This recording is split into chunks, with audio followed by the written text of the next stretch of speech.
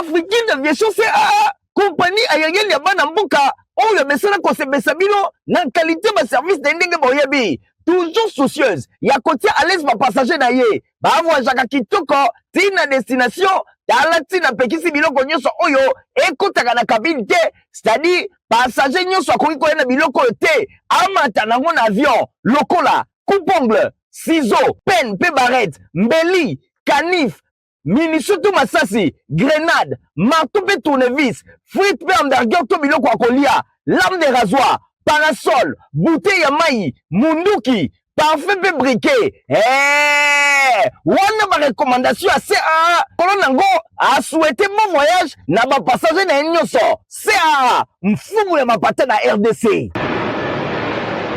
Vendredi et là mon balandinyo sa journal ya peuple info lingala mbote. Nabino nyonso to fongo basango na biso pona kotesa bino na chambre haute ya parlement sénat bazala ki na séance plénière na bokambe miya ye moko président honorable Jean-Michel Sama Lukonde Kenge bola bataille et l'on la question Kenge BNP c'est ma fini. Chambre haute ya parlement sénat a déclaré recevable réforme ya ZES oyo ezalaki adopté na accord sécuritaire elongo na Turquie le 9 juillet 2026. Bosimba que chambre haute du parlement a franchir nouvelle étape d'examen y a texte et belé législative au cours de la séance plénière au Salemaki jeudi 9 juillet 2026 na palais du peuple na bokambemi ya président Yango Jean-Michel Sama Lukonde Kenge parmi les dossiers examinés tout monde qui projet ya loi oyo ezali ko réformer cadre juridique ya zone économique spéciale ZES na mokuse oyo ezala qui présenté na ba sénateur elongo la ba ministre industrie ad intérim Justin Kalumba texte oyo ezwaki aval ya chambre haute ya parlement pour la recevabilité après ba proposition ebele ya ba honorable sénateur ezalaki désormais na maboko ya commission économie financière pe ya bonne gouvernance ECOFIN oyo akopesa ba conclusion na délai ya 3 jours ba sénateur bango ba pesaki lisusu approbation na projet ya loi oyo ezali ko autoriser ratification ya accord ya coopération na matière ya sécurité conclu entre République démocratique du Congo et l'Ongo na Turquie défendu na vice-premier ministre en charge intérieure ya sécurité pe ya décentralisation et l'Ongo na ba affaire coutumière Jacques Chabani texte oyo ezalaki adopté sans opposition. Au total, 76 sénateurs sur 109 sénateurs va participer à un vote. Ensemble, bango nyonso va se prononcer qui en faveur de la ratification, soit 76 voix pour, 0 contre, puis 0 abstention. Adoption oyo, ezali ko fongola nzela na transmission ya texte et pas ya président de la République pour la promulgation. Kaka na même séance oyo chambre haute ya parlement enregistre qui peut proposition ya loi oyo ezali ko définir ba principes fondamentaux applicables na recherche scientifique et technologie. Yango ezalaki confié na commission socio-culturelle oyo azana délai ya 4 jours pour na kosala analyse pe ko présenter rapport na ye na niveau ya plénière.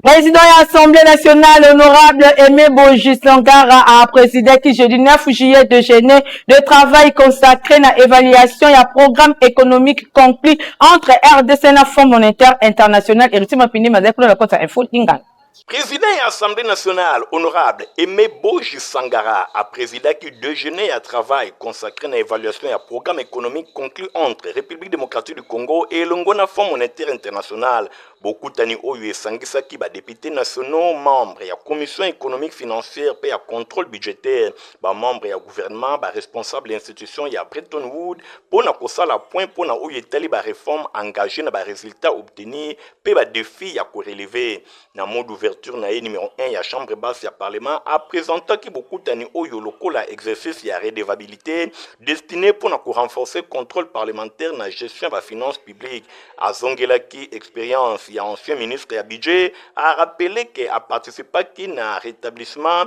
il y a eu telle coopération entre RDC et FMI yango ekumba qui na premier programme triennal conclu en 2021 puis le sous na nouveau programme signé en 2025 a singi na ba député ba s'approprier na ba réforme oyo en cours pour na ko exercer mission ya contrôle oyo azwa ki maloba représentant résident ya FMI na RDC René Tapsoba ye atalisi ba programme ya facilité élargie na crédit ya FEC pe ya facilité pour na résilience ya durabilité. En vigueur depuis janvier 2025, ezali mobiliser près de 3 milliards de dollars pour accompagner la réforme économique ya mboka ataki na avant ba progrès réalisé na mobilisation ba recettes publiques, modernisation ya gestion ya finances publiques, opérationnalisation ya compte unique ya trésor pe lisusu ba effort oyo ezali kosalema na matière ya transparence pe ya lutte contre la corruption pe ya bonne gouvernance. Bosimba qui est responsable ya FMI a talisi ba performance macroéconomique enregistrée na République démocratique du Congo, loko la croissance projetée na 5,6% en 2026 pe inflation inférieure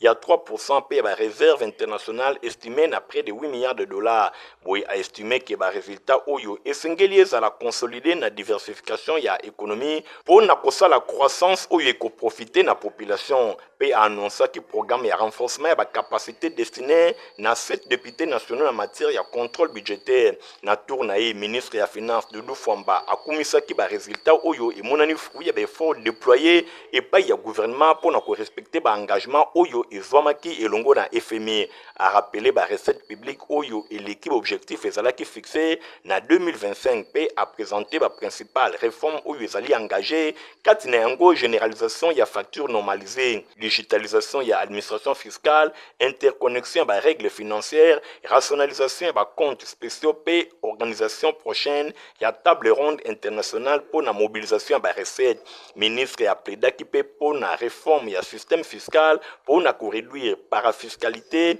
pe le sous quoi améliorer climat ba affaire pe ko renforcer ba recettes ya l'état pe a insister mingi na nécessité à ko maîtriser masse salariale pour na orienter croissance économique vers ba secteur productif mingi penza agriculture, infrastructure, énergie pe industrie. Nangambo nae vice-ministre ya budget Élisée Bokumwania y a expliqué que le programme oyo conclu entre Fonds monétaire international profondément transformé na gestion ya finance publique. Ya monique retour ya coopération et l'ongona d'institution ya Bretton Woods, l'impulsion ya chef de l'État Félix Antoine Tshisekedi Tshilombo et permettre que restaurer crédibilité financière ya mboka pour na crédibilité retrouvée et zali ko contribuer na augmentation significative ya budget national, ko faciliter accès à RDC na ba marché financier internationaux, pe ko favoriser retour ya ba appui budgétaire, pe ya ba partenaires techniques pe financiers. Y a annoncé poursuite ya ba réforme oyo ezali ko viser ko maîtriser masse salariale mingi penza na nzela ya contrôle effectif ya administration publique pe élaboration ya nouvelle politique salariale conforme na ba recommandation ya FMI. Déjeuner à travail oyo et permettre na ba députés nationaux ko appréhender na ndenge ya malamu ba résultat ya programme économique conclu entre FMI pe na koluka ko renforcer dialogue entre parlement, gouvernement, ba partenaires internationaux pe ba réforme oyo ezali destiné pour na ko consolider stabilité macroéconomique pe ko soutenir développement ya République démocratique du Congo. Honorable Chimène Polipoli, questeur ya Assemblée nationale ya Zwaki Maloba na réunion ya réseau des femmes parlementaires ya francophonie le 8 juillet kuna na Yaoundé pour na ko dénoncer ba viol lokola arme ya guerre héritier mapindemi. Après c'est nous ba détail. Azwaki Maloba na réunion ya réseau des femmes parlementaires ya assemblée parlementaire ya francophonie oyo esalemaki mercredi 8 juillet na Yaoundé, questeur ya assemblée nationale Chimène Polipoli Lunda a lancé qui plaidoyer moko contre pour l'utilisation ya viol comme arme ya guerre na est ya République démocratique du Congo pe ataki na lumière be importante réforme nyonso oyo ezali engagé na niveau ya parlement congolais pour na ko lutter contre la violence sexuelle pe impunité. Boye na ba parlementaire ya francophonie mingi penza eli ya République démocratique du Congo na circonscription électorale ya Malemba Nkulu ye a décrire situation humanitaire dramatique oyo ezali marqué na ba violence sexuelle pe na ba province ya Nord Kivu, Sud Kivu pe ya Ituri et pa wapi ba groupes armés bazali ko recourir na viol lokola stratégie ya terreur pe ya destruction et pa ya ba communauté ya occupation ya ba territoire. À s'appuyer na rapport ya ba Nations Unies, ya UNICEF, Médecins sans frontières, pe organisation internationale mosusu a rappelé que ba dizaines ba milliers ya basi, ba jeunes filles pe bana, bazalaki victime ya ba violence sexuelle mingi penza au cours ya ba mvula oyo euti koleka pe atalisi ba chiffres ezali kotalisa ezali kolo vraiment. Honorable Chimène Polipoli Lunda, ba violence oyo ezali ko constituer simple conséquence ya affrontement armé kakate, car c'est véritable stratégie ya guerre oyo ezali destiné pour terroriser la population civile et déstabiliser durablement la communauté. Alobelaki ba réponse institutionnelle ya République démocratique du Congo yé atiaki en exergue ba progrès significatif oyo ezali réalisé sur le plan et impulsion ya parlement pour renforcer prévention pe répression ya réparation mingi ba violence sexuelle oyo ezali lié na ba conflit ye arapelaki pe ba réforme ezalaki adopté na 2006 yango pe ezalaki profondément modernisé na droit pénal congolais ba élargi yango na définition ya viol. Député Asolina Kipeke, République démocratique du Congo, a intégré dans le droit interne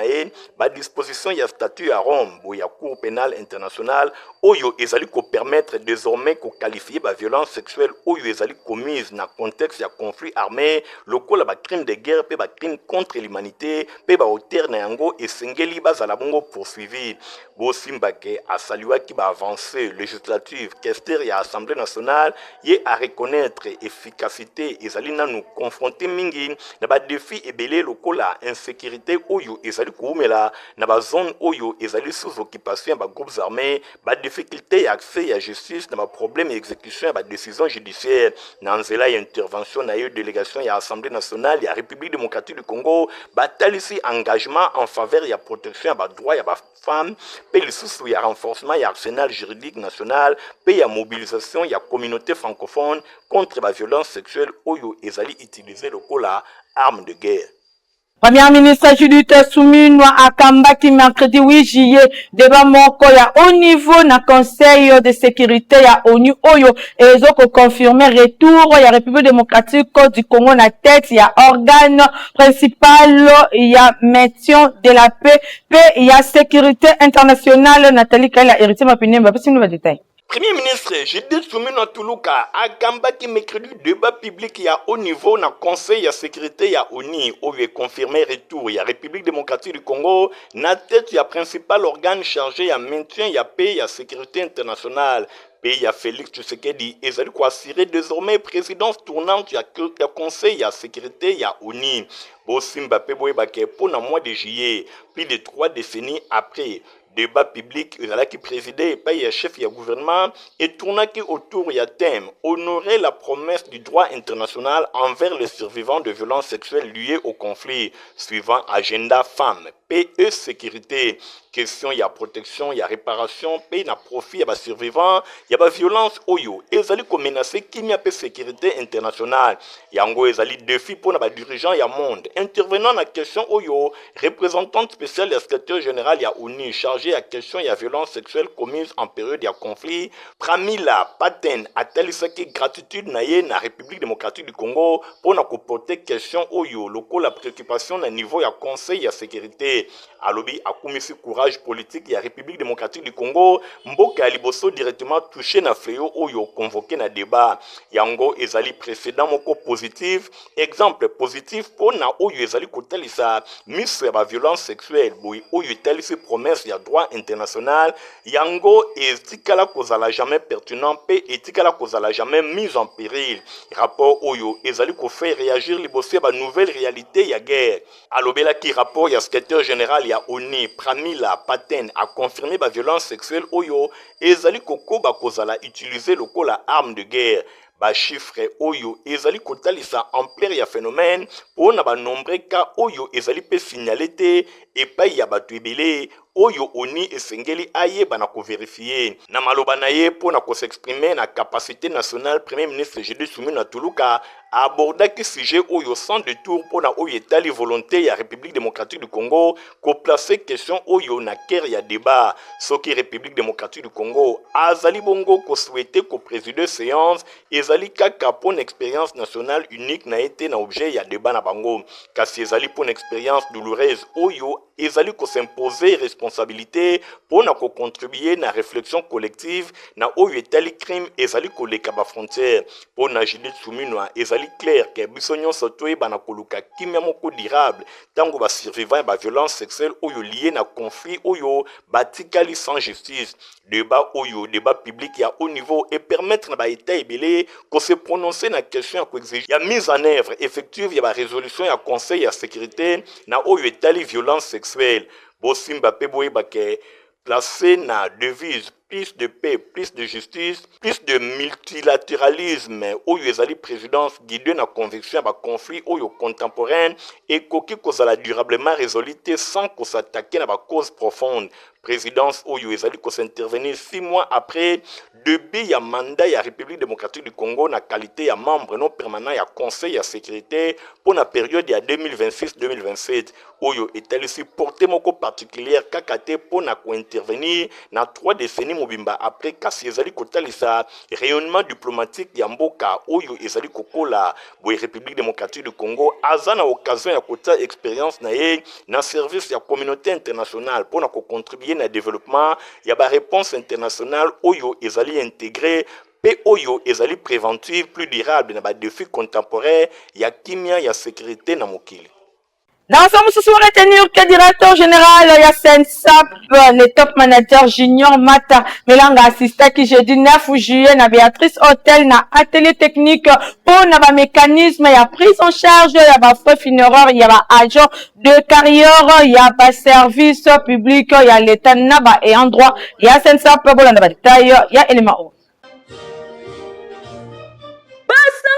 na atelier technique oyo na ville province ya Kinshasa bango banani ba expert ya gouvernement pe ya caisse nationale de sécurité sociale des agents publics de l'état SENSAP na mokuse oyo bayaki ko présenter nouveau mécanisme ya prise en charge ya ba frais funéraires ya ba agents publics actifs pe ba ayant droit et pa wapi ba poni date ya le 1er août 2026 pour ekota en vigueur. Réforme oyo mise en œuvre nango ya SENSAP na qualité na ye ya organe technique chargé ya gestion ya sécurité sociale ya ba agent public de l'état baza ko viser pona komema réponse durable na ba difficulté oyo ba famille ba confrontaka na tango ya liwa ya agent actif topé ba ayant droit na bango kozwa na ye maloba na occasion oyo nde vice premier ministre ministre ya fonction publique modernisation ya administration pe innovation ya service public Jean-Pierre Liaou Eboa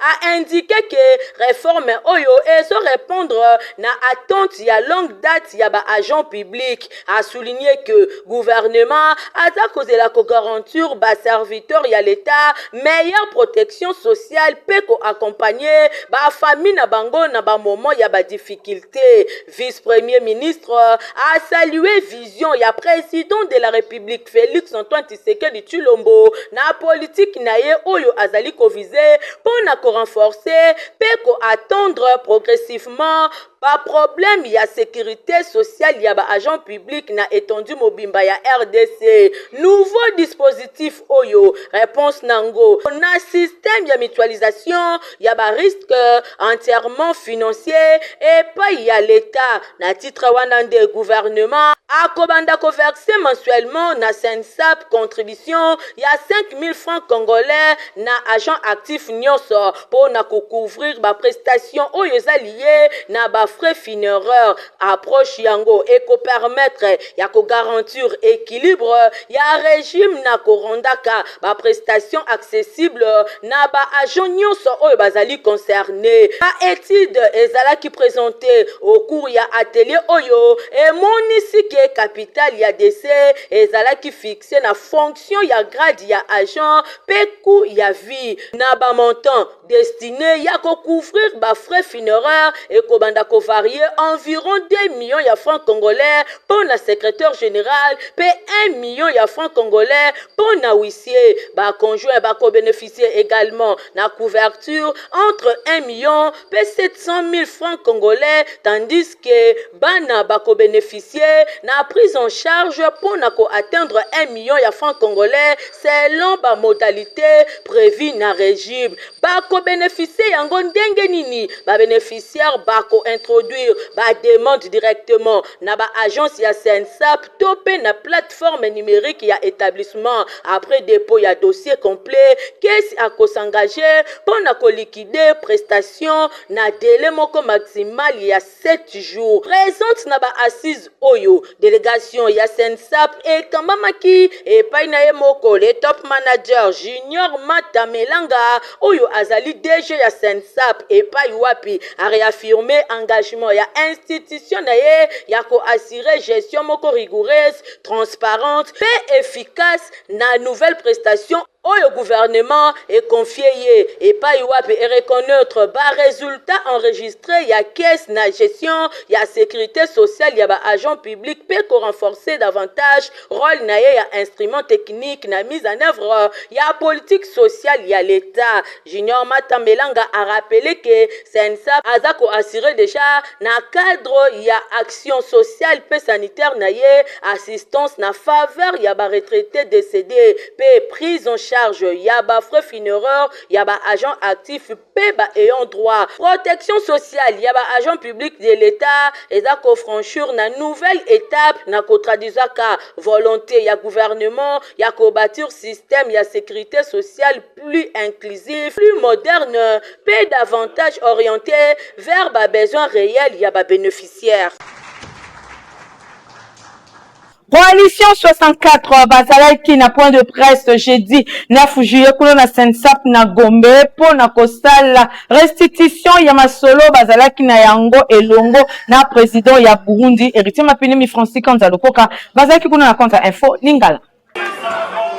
Membre ya coalition 64 C64 na mokuse basanganaki mokolo ya jeudi 9 juillet 2026 na se passe na commune ya Gombe. Boy membre nyonso ya présidium bazalaki présent totangi lokola Martin Fayulu Madidi, Jean-Marc Kabund Akabund, Delis Sanga pe bato ya ndenge na ndenge tomonaki pe ba représentant ya parti ya Augustin Matata Ponyo LGD tomonaki pe ba membre to ba représentant ya parti politique Ensemble pour la République ya Moïse Katumbi Chapwe pe ba leader ya ndenge na ndenge objectif ezalaki kosala la restitution ya masolo oyo ebetamaki elongo na président ya Burundi Evariste Ndayishimiye pona oyo etali crise na République démocratique du Congo nde na sima ya réunion point de presse esalemaki epai wapi C64 apesaki point de vue to communiqué par rapport ya masolo batalisi polele ke bango bazali prêt pona likambo etali dialogue pe bazali ouvert kasi dialogue inclusif oyo ekosangisa ba congolais nyonso bango bazalaki commandaire ya médiation ya président ya Burundi te kasi bamekaki ko répondre na ba bons office na ye pona likambo etali crise na RDC.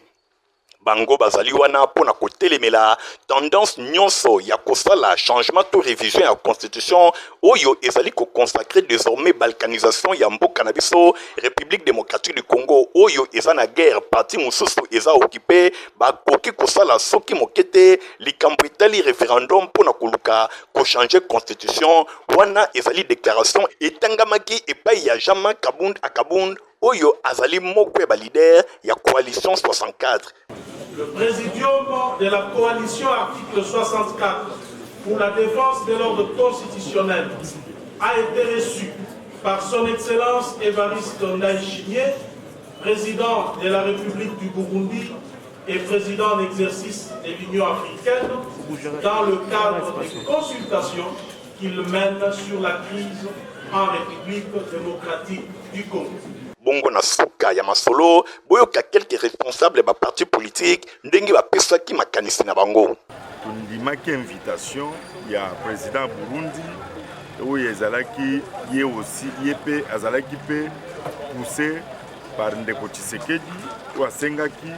eke amona biso po toluka terrain d'attente toluka yokana yango biso tokenaki koyoka président Union africaine et na koluka kuna biso pe topesi bacondition oyo peuple na biso ayebi condition ya liboso Ndeko Tshisekedi il faut atika ko changer constitution ya mibale aloba publiquement ki ako publier loi référendaire te ya misatu il faut ndima publiquement dialogue inclusif parce que aza incapable à gérer moto. Ça c'est de 1. De 2, à trahir la constitution au Yemoko prétexte serment en article 74. Alors, il était prévu que marche est le 8. Mais, Ndekoti Lomboko Banga Moupepe le 12 et le 3 juin, Nde Abenga Kibongo, président Ndayishimiye, na qualité na ya président de l'Union africaine, pour que Aye Babongo na ko Solwana Biso, na ko yoka maenyon swali ko luka Ndekoti Lombo Aye ba na ko sala yango. Alors, pour Botuni était ce qui n'intéresse pas dans la 22. la même détermination qu'avait la population pour le 8, nous demandons à notre peuple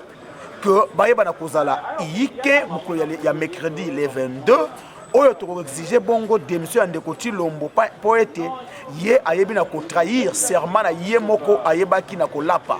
oyebi Ndekoti Lombo alapaka serment to pe ndaya mikolo ya Biblia koloba ete ye akoyeba na kotosa mobeko likonzi mais tango ye akoki kotosa mobeko likonzi te elingi koloba ete ye abebisi ndaya oyo alapaka na yango ebongi na ye ayeba na kotika ebonga na ye ya mokonzi ya mboka po akoki bongo na kokamba susu mboka na biso te na oyo etali marche ya le 22 juillet 2026 boye bango bazali déterminé balobi mbala oyo report ekozala te bakongole nyonso esengeli batelemela changement ya constitution. Parti politique Union Congolaise ikona mokuse ya autorité morale Daniel Mukoko Samba na nzela interfédération na yango ya ville ya Kinshasa balansaki poso eleki tournée ya redynamisation ya ba activité ya parti na bango na 4 districts bola na bataille elongo na héritier mapende mpe Fabrice Ndo. Ndenge kaka ezali kolobama pas une parcelle sans Union Congolaise ikona mokuse lelo na ville ya Kinshasa bilembo na yango ezali komonana awa na ville ya Kinshasa parti cher ya autorité morale Daniel Mukoko Samba ezali kokumbama awa na ville epai ya secrétaire exécutif provincial ya UCO ville ya Kinshasa Bridge Engalim Firi Obama les lions de la ville ndenge bozali komona ezali match ya football te ezali matinée politique ya Union Congolaise ndenge ezalaki prévu mardi 30 juin lokola date historique ya République démocratique du Congo pour na accession na ye na souveraineté internationale nyonso elekaki vraiment kitoko nyonso oyo ezali lancement ya redynamisation ya activité ya UCO awa na ville ya Kinshasa district ya Moambande efungoli porte ya makambo nyonso ebandaki na mobange na carnaval ndenge kaka bino moko bozali komona boye terrain livulu na commune ya Lemba eyamba 2000 personnes mobimba batondisaki terrain livulu oyo ezwami na commune ya Lemba bautaki bisika na bisika pona koyoka message oyo esengo ezalaki botela bino moko ambiance. Modération et Simbamaki et Paya Mama Esther Wasinga, oyo azali trésorière provinciale pour na UCO na compte ya ville ya Kinshasa. Yemoko secrétaire exécutif provincial ya UCO ville ya Kinshasa, Bridge Engalim Firi Obama, Aswaki Maloba, pour na mot de circonstance. Boyokai. À cette occasion, permettez-moi d'adresser un appel patriotique à tous les militants de notre parti de continuer à soutenir Monsieur le Président de la République démocratique du Congo, Son Excellence Félix Antoine Tshisekedi Tshilombo. Nous renouvelons également notre soutien indéfectible à notre autorité morale, le professeur Dr Daniel Mukoko Samba, vice-premier ministre, ministre de l'économie nationale, dont les performances et les réformes à la tête de ces ministères contribuent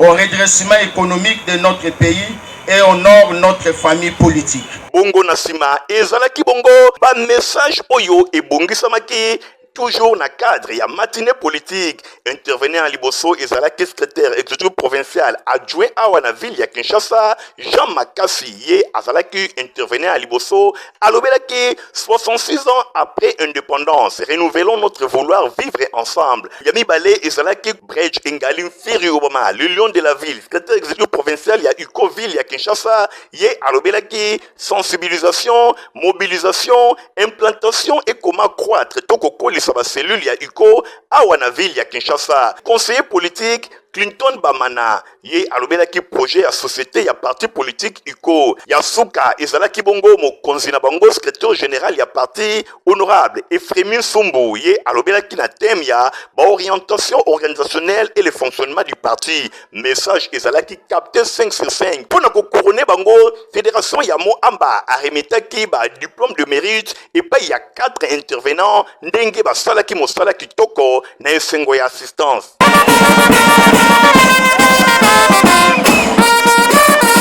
Osimba pe boye bakepona oyo etali secrétaire exécutif provincial provincial ya Ukoville ya Kinshasa Bridge Engali Feri Obama elongona adjoint na ye Jean Makasi bapesaki cadeau ya ntaba epai ya secrétaire général Efremi Sumbo po na bokomi na ye na kati ya babele na bango bosimba pe boye bake nyonso elekaki vraiment kitoko ambiance ezalaki au rendez-vous iko annoncé ba rendez-vous mosusu mikolo ezali koya na district ya Funa Lukunga pe ya Changu nyonso ezali kotalisa force ya iko lelo na ville ya Kinshasa mokoti.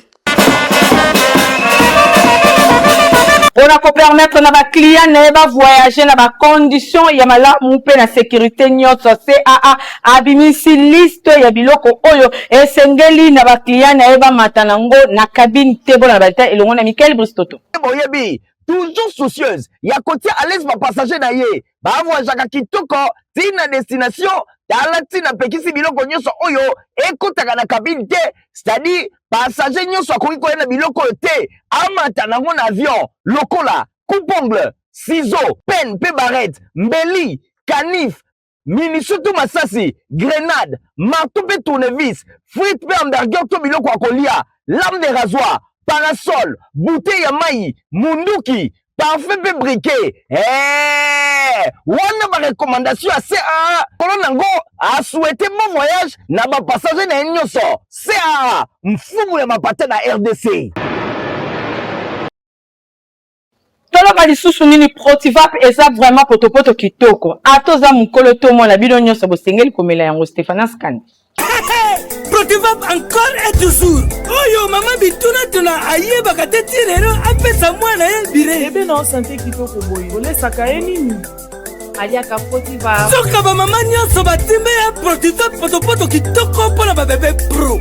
Mama ye, soma ye. Mwana na ngai depuis abanda kolia akoli boye. Aliaka kaka Protivap. Protivap.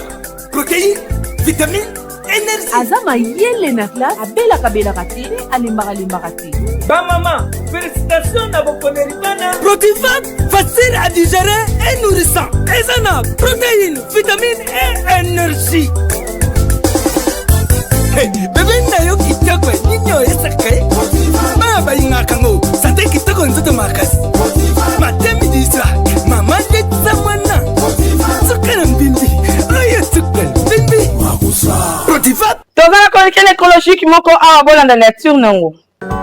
Famille Mukanzu, paix, excellence, Didier Mazenga Mukanzu, ministre du tourisme. Bazana wa makasi ya koyebisa na bato nyonso mingi na ba ressortissant ya Kwilu na communauté suku ya Masimanimba. Na baninga pe bayeba nyonso liwa ya ndeko pe grand frère na bango na kombo ya Luc Mukanzu Mavita, frère aîné ya excellence Didier Mazenga Mukanzu oyo akufaki mokolo ya mercredi 8 juillet 2026 eleki na hôpital HJ ya Limete. Programme ya matanga ezali boye. Dimanche 12 juillet 2026, veillée mortuaire et kosalema na salle Ave Maria oyo ezwami na avenue Libération ex 24 novembre mosika te na hôpital du cinquantenaire na commune ya Kasavubu. Lundi 13 juillet 2026, nde nzoto ya Mowei ekobima na morgue ya hôpital du cinquantenaire à partir ya ba 8h ekozala boye exposé na salle Ave Maria pour na cérémonie ya ba derniers hommages. Na ba 12h, nde nzoto ya Mowei ekokende kokundama na cimetière nécropole 1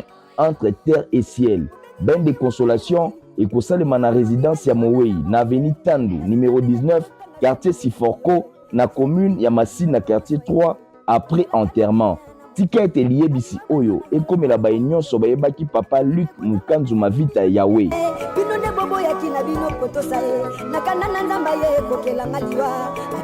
Et on y a si la carte info lingala journal la peuple pour la peuple yangoyo et comme il a souka en tout cas ceux qui vont se pela qui n'ont pas ça merci mingi na Nathalie Kaila oyo a dirigé Kibongo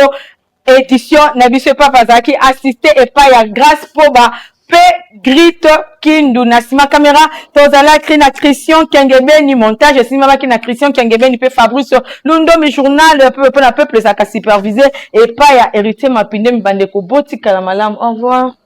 Boyebi toujours soucieuse ya kotia à l'aise ba passager na ye ba voyager kitoko tina destination talati na pekisi biloko nyonso oyo ekotaka na cabine te, c'est-à-dire passager nyonso akoki koyena biloko te amata nango na avion lokola coupe-ongle, ciseaux, pen pe barrette, mbeli, canif, munition to masasi, grenade, marteau pe tournevis, frite pe hamburger to biloko ya kolia, lame de rasoir, parasol, bouteille ya mai, munduki, parfum pe briquet. Wana ba recommandation à CA. Kolon nango a souhaité bon voyage na ba passager na nyonso. CA, mfumu ya mapate na RDC.